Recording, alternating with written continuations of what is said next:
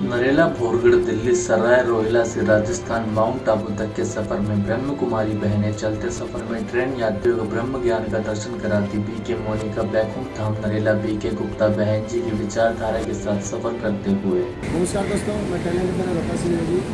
आज हम चलते हैं दिल्ली से लेकर माउंट आबू और आज हम माउंट आबू पर आपको दिखाएंगे हम ब्रह्म कुमारी का जो आश्रम है, आज उसका दर्शन कराएंगे। और आज की जो यात्रा है उसमें आप हमारे साथ बने रहिए और देखते रहिए टैलेंट अपने के साथ दिल्ली से माउंट आबू। गुण और शक्तियों से संपन्न बन दान करने वाले महादानी हैं। बाबा ने इसमें बताया कि कोई किन चीज़ों का, स्थूल चीज़ों का दान करेगा ना, कपड़ों का, पैसे का। पैसा दान करोगे तो क्या होगा, एक बार लेंगे अगली बार फिर ऐसे खड़े। कपड़ा दान करेंगे, एक सीजन में चलेगा, अगली बार फिर ऐसे खड़े होंगे। ये चीज़ें करके तो हम उन्हें और आदी बना रहे हैं कि दान देंगे। लेकिन अगर असली में हम उन्हें किन चीज़ों का दान कर दें जिससे वो सदा के लिए कभी उन्हें दान लेना ही ना पड़े। किडनी क्या? किडनी दान करेंगे तो भी देखो हम ज़रूरतों के लिए उन्हें, फिर क्योंकि जैसे मांगने की आदत हो जाए ना, वो मांगता है। हाँ, फिर किडनी मांगता रहेगा। किडनी ठीक है, फिर ज़रूरतें, बेसिक नीड्स तो रहती हैं। तो इसका क्या एक्सप्लेनेशन देते हैं। सारे दिन में जो भी आत्मा संबंध संपर्क में आए, जो भी आपके लिंक में आए, उसे महादानी बन कोई ना कोई शक्ति का, ज्ञान का, गुणों का दान दो। लेकिन ये दान वो दे सकता है जिसके पास पहले अपनी जेब में हो। वरना खुद में अच्छे गुण होंगे तो मुझे देख दूसरे सीखेंगे। ये है सच्ची सच्ची समाज सेवा और विश्व की सेवा। मैं अपने अंदर गुण धारण करूँ और मुझे देख के दूसरे सीखें। मेरे अंदर शक्तियाँ हों, कौन सी शक्ति हो? मेरे अंदर सहन शक्ति हो, समाने की शक्ति हो। ये शक्तियाँ मेरे अंदर होगी तो मुझे देख दूसरे सीखेंगे। ये दान सच्चा दान है। आज कोई व्यक्ति भिखारी क्यों नहीं काम कर रहा है? क्योंकि किसी के साथ एडजस्ट नहीं हो सकते, कमाने की शक्ति नहीं है। उन्हें कहो भी ना कि आ जाओ, मैं तुम्हें काम पे लगाता हूँ, पैसे मतलब मैं तुम्हें काम दूंगा। कहते नहीं, आप पैसे देने दे दो, काम पे लगने को तैयार नहीं, माना काम नहीं करना चाहते हैं। लेकिन अगर उनमें शक्ति आ जाए कि कैसे अपने आप को सहन करके समा के मुझे अपना जीवन खुद चलाना है, आत्मसम्मान जगा दिया जाए, उन्हें मांगने की जरूरत नहीं है। तो ये सच्चा दान है। तो वही परमात्मा कह रहे हैं, कोई ना कोई शक्ति का, ज्ञान का, गुणों का दान दो। दान शब्द का रूहानी अर्थ है सहयोग देना। इस विश्व में सभी आत्माएं हमारे भाई हैं, हम सब उस पिता के बच्चे हैं। तो एक दो को हम ये सच्चा सहयोग दें। आपके पास ज्ञान का खजाना भी है। ये सत्य ज्ञान अगर हमारे पास होगा तो वही, जिसके पास जो होता है वही तो मुंह से निकलता है। अगर खुद के जीवन में दुख होगा तो कोई मिलेगा, भैया दुख ही सुनाएंगे हम, है ना। तो अगर हमारे जीवन में नॉलेज की लाइट होगी, कोई मिलेगा तो उसे वो ज्ञान ही देंगे।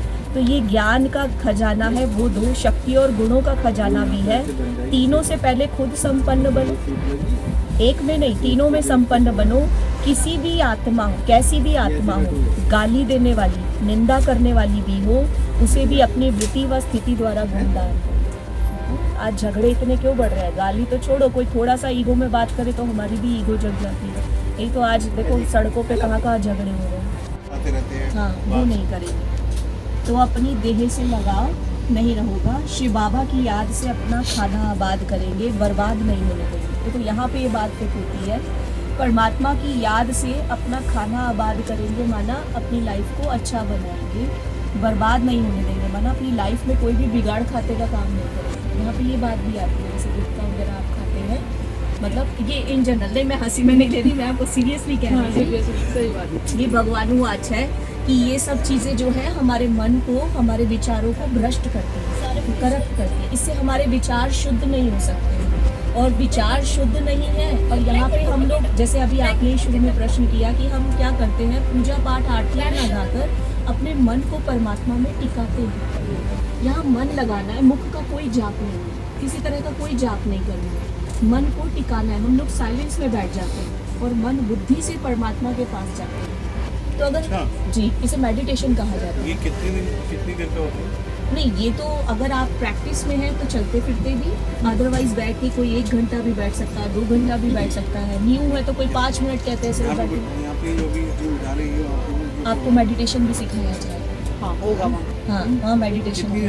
नमस्कार दोस्तों, अब हम नरेला भोरगढ़ से होते हुए सराय रोहिला और अब अलवर जयपुर के रास्ते अजमेर पहुंच चुके हैं।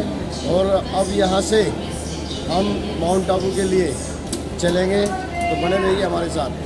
मेडिटेशन माना राजयोग का क्या अर्थ है?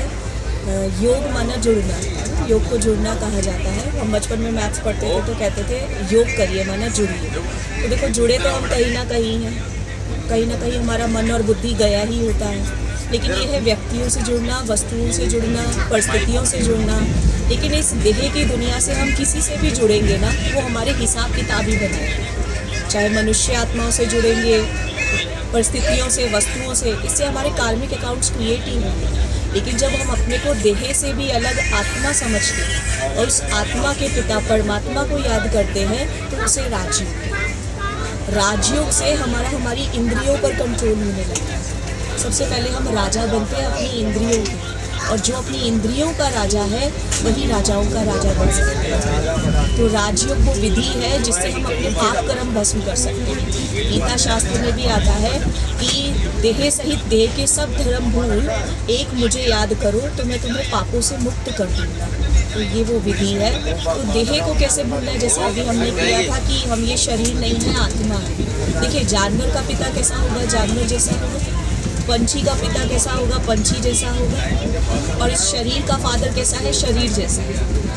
आपको जब तक ये नाम का शरीर है, योगी नाम का जब तक आपको शरीर है, आपके वही मम्मी पापा रहेंगे। मम्मी पापा अगर शरीर भी छोड़ देंगे तो भी वही मम्मी पापा रहेंगे। लेकिन जिस दिन आपने ये रोहतास नाम का शरीर छोड़ दिया, उस दिन वो आपके मम्मी पापा रहेंगे। आत्मा को नया शरीर मिलेगा, नए शरीर के नए मम्मी पापा मिलेंगे। तो माना ये शरीर के मम्मी पापा हैं। तो जानवर का पिता जानवर जैसा, पंछी का पिता पंछी जैसा, और इस शरीर का पिता शरीर जैसा। तो आत्मा का पिता कैसा होना चाहिए?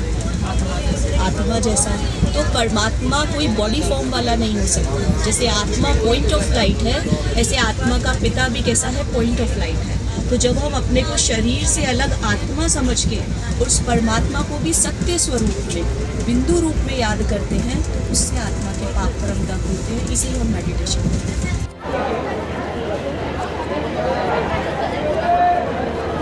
नाम क्या सर?